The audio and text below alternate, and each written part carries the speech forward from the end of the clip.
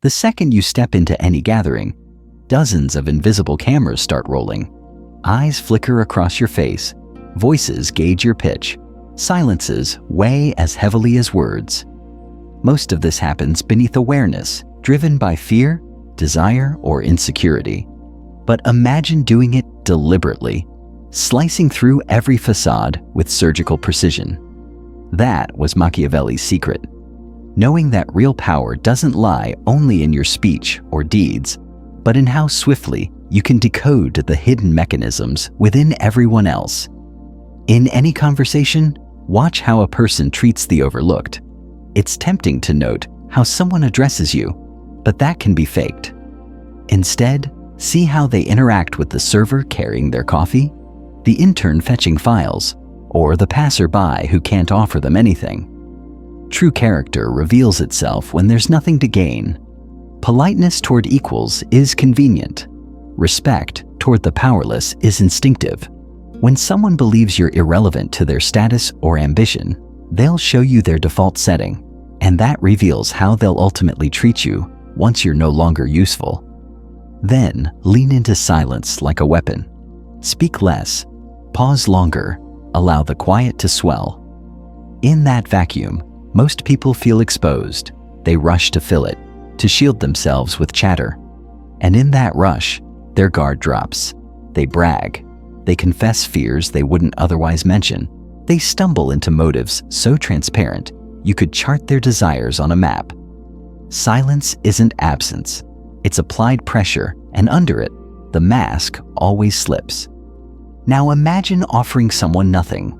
No praise, no kindness, no distraction, just your unblinking attention. Some will withdraw the warmth as quickly as they offered it, revealing they had a transaction in mind. Others will lean in, hungry for affirmation, betraying deep-seated insecurity. A rare few will maintain composure, neither seeking your approval nor recoiling from your neutrality, and those are the ones best left watched more carefully. In that blank slate of a relationship, you see people in their default mode, nothing more, nothing less. Some folk move through life armed with polished speeches and rehearsed smiles. Interrupt that script. Cut in with a disarming question they haven't prepared for. Answer their compliment with measured skepticism. Shift the topic in the middle of their perfect anecdote. Suddenly, the performance fractures and you glimpse the real person underneath, the one who trembles when the weight of their own words tips off balance. Loyalty is not proven on victory's lap. It's tested in refusal. Say no to a small favor. Withhold a brief moment of attention, then watch for cracks. Those who remain calm line their loyalties with steel, unswayed by the slightest denial. Those who snipe or beg or slink away will do the same when bigger rejections come. Character comes in how people react to the word no, even when it's whispered under their breath. Words can lie, but eyes do not. While someone prattles on, track where their gaze actually goes. Toward the powerful faces in the room, the exit door, or their own phone screen. Every glance stakes out what they value and whom they fear or worship. Someone who checks the boss's direction before they finish a sentence bows to authority. Someone who never looks up from their notes fears engagement. Attention is currency, and it tells you who they truly invest in. Try planting a tiny invented flaw in conversation, like mentioning you're chronically indecisive or hopeless with social small talk. Observe whether they file it away respectfully, weaponize it as ammunition, or reciprocate with a genuine vulnerability of their own. The opportunists will keep that nugget in reserve. The cautious will pretend it never happened. The trustworthy will match your honesty with their own. It's a risk-free way to test who they really are. Patience, or the lack of it, is another mirror. Delay your reply to a message, be vague about your schedule, or make someone wait for the promised document. The entitled will demand answers, guilt-trip you, or go passive-aggressive. Those with discipline will adapt without complaint. Entitlement stutters under the weight of waiting. Character reveals itself in calm stamina. Look to who someone emulates. Watch the tones, gestures, even the catchphrases they borrow from their heroes. Those drawn to autocrats aspire to power. Those shadowing social butterflies hunger for attention. Those echoing saints covet moral high ground. The mirror someone chooses reflects the hidden shape of their ambition.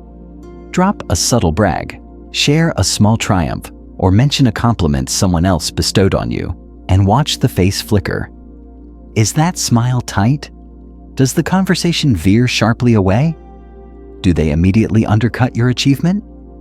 That momentary fissure signals envy, and envy is the seed from which sabotage grows. Once you've seen it, it's burned into memory. Ask what someone loathes rather than what they love. Hate is rarely directed outward. It's a confession of inward battles. Those who rail against arrogance often nurse secret superiority complexes. Those who despise deception may lift the veil on their own skill at deceit. In the slate of hatred, minds inscribe their own shadows. Push them to break eye contact. Slip money or shame into your dialogue. Mention a failed investment, a grounding childhood, the raw insecurity of your own mistakes, and notice the instant the eyes dart away. Humans resist admitting wounds. The eyes slip when the soul recoils. That moment of flight shows the precise location of the deepest fear. The last two maneuvers are not about seeing, but about creating the right reflection.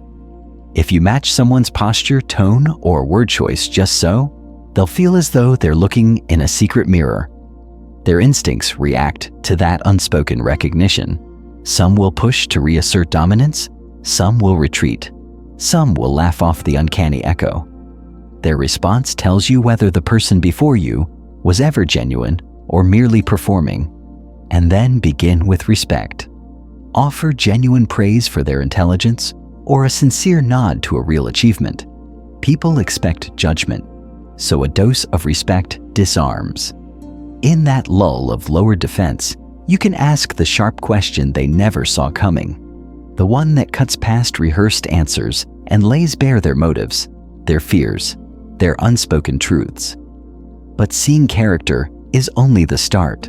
Machiavelli's true mastery lay in using those insights as weapons in a larger game of influence. Every quirk, every blind spot becomes a lever.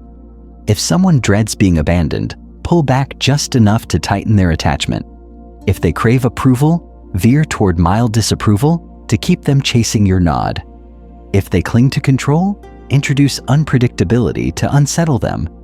And if you expose someone wielding a hidden dagger, you already know the precise counterstrike. Mentally file people into subtle archetypes. The sycophant who glows under praise but withers under denial. The stealth climber who masks loyalty while mapping power shifts. The brilliant but unstable mind that peaks in storms of emotion. The defensive orator whose endless justifications betray guilt. But never speak these labels aloud. Keep them in your head as your secret map, guiding every move.